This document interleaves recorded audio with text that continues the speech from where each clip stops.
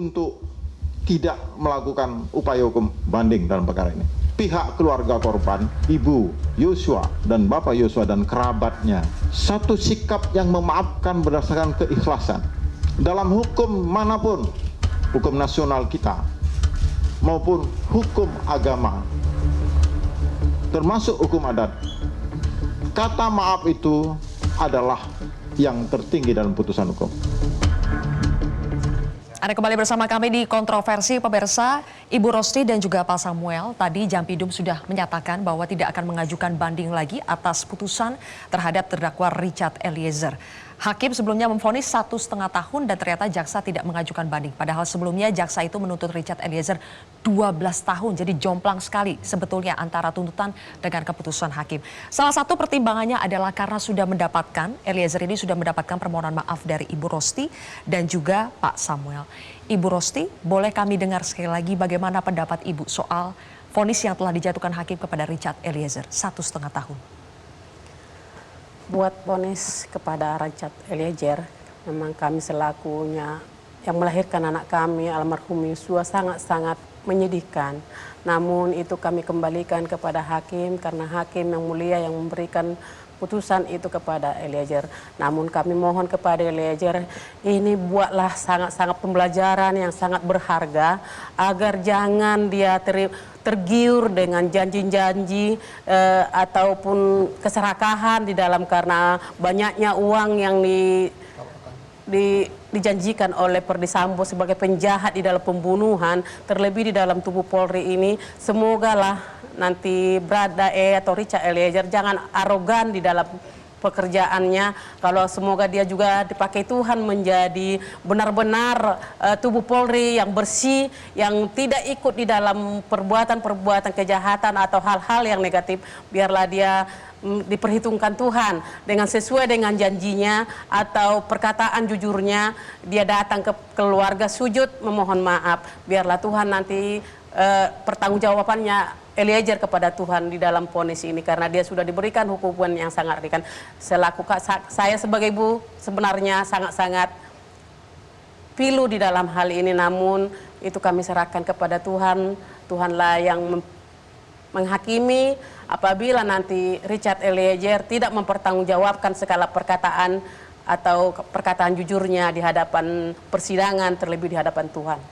Baik, Pak Samuel, apakah sejauh ini Anda sepakat dengan hakim kalau kasus ini akhirnya skenario jahat Verdi Sambo itu terbongkar karena Richard Eliezer?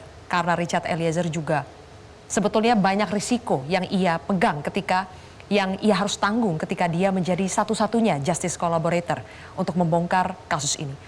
Pak Samuel merasa Eliezer sudah memenuhi janjinya? Ya, gini. Ini persis dengan acara kita hari ini kontroversi. Saya mengerti di luar sana dalam hal keputusan hakim terhadap Richard Eliezer tentu tidak semua merasa terpuaskan. Pasti ada pro kontra. Apalagi hukuman dia 1,5 tahun. Dalam hal ini mari kita kembali melihat konstruksi perkara ini. Dari awal mulai perkara ini, persoalan ini hingga keputusan hakim. Kita lihat bulan-bulan pertama terjadi peristiwa ini, begitu kokohnya si Eliezer mempertahankan skenario Verdi Sambo. Akhirnya persoalan ini jadi abu-abu, sulit diterawang, artinya sulit terungkap siapa pelaku utamanya. Jadi dalam hal ini Eliezer sudah berbalik arah 360 derajat. Dia 180 derajat. Dia terbuka sama Pak Kapolri Listio Sigit pun sampai dia memohon. Saya ingat persis itu Pak Kapolri yang mau bilang mau dia terbuka, mau dia jujur asal saya jangan dipecat. Saya ingat benar.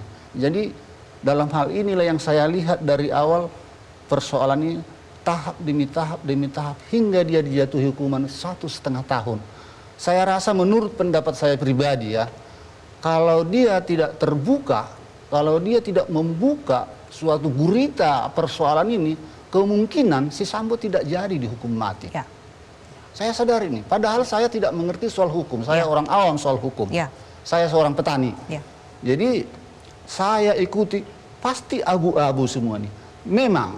Memang biar orang di luar sana tegas dan tahu bagaimana prinsip kami soal hukuman sama si Eliezer. Memang sebelah hati berat. Pasti. Siapa yang rela anaknya ditembak? Tidak ada. Kecuali orang gila. Siapa? Pasti kita tidak rela anak ditembak. Apalagi penembaknya dihukum sekecil itu. Inilah yang menjadi pertimbangan bagi kita. Si Richard Eliezer pertama kali menembak si almarhum. Si Richard Eliezer yang minta ampun di hadapan kita dan dia bersedia membuka gurita persoalan ini, makanya terang begini. Boleh hakim mengetok palu sesuai dengan kesalahan-kesalahan mereka yang sudah beberapa hari kita lihat di Pengadilan Negeri Jakarta Selatan. Jadi oleh karena itu, mari kita dewasa memikirkan suatu persoalan hukum begini. Apalagi kita adalah anak kita sendiri yang meninggal ataupun terbunuh. Saya sendiri berprinsip, sebelah hati saya memang rasa pilunya itu pasti ada, pasti. Sebelah, ya kalau enggak dia bagaimana ya. Tapi mari kita serahkan kepada Tuhan.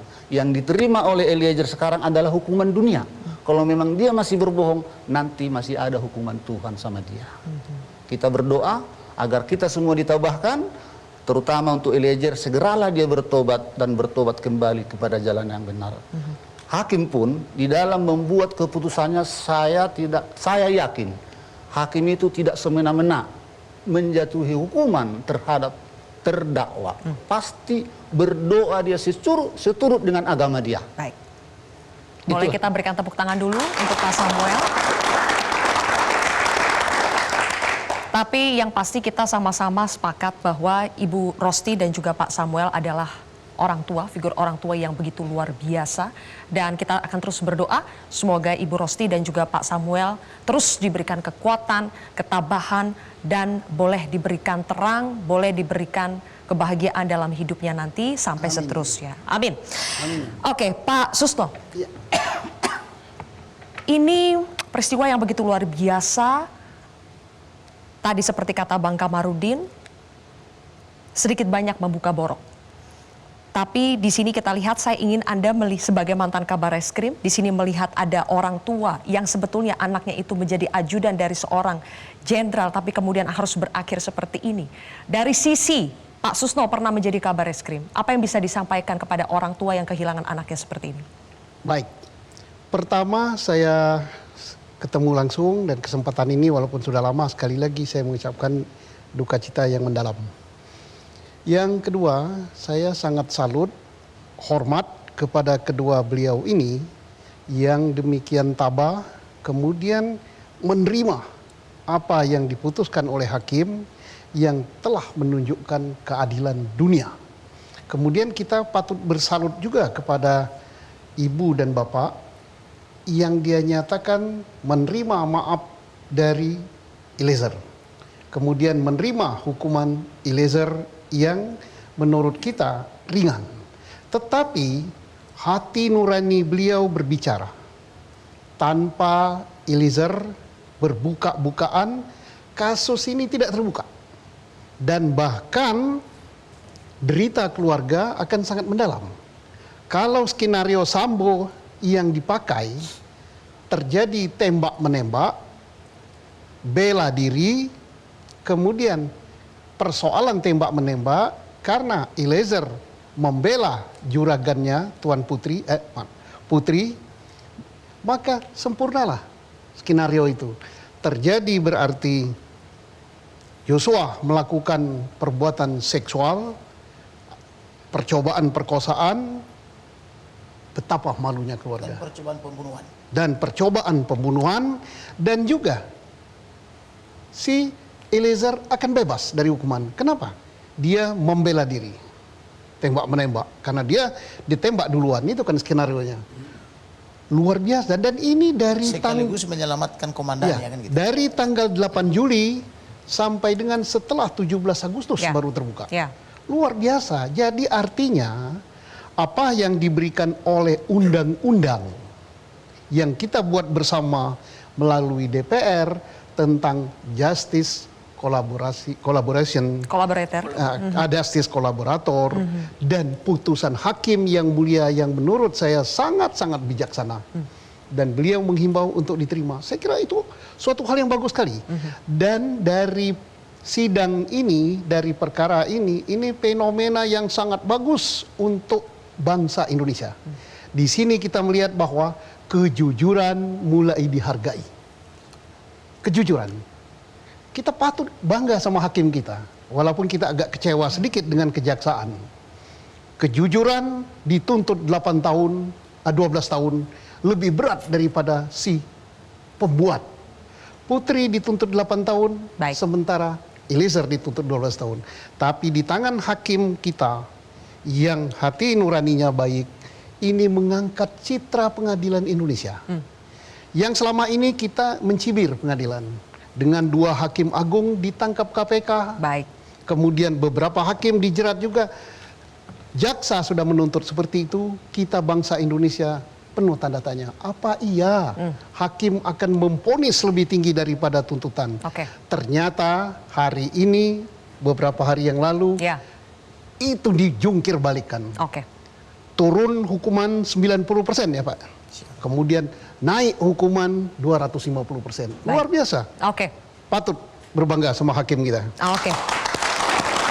Tapi mungkin yang ingin juga kita dengar Pak Susno adalah, dan ini penting, bagaimana supaya tidak ada Yosua berikutnya. Kami akan mengulasnya sesaat lagi.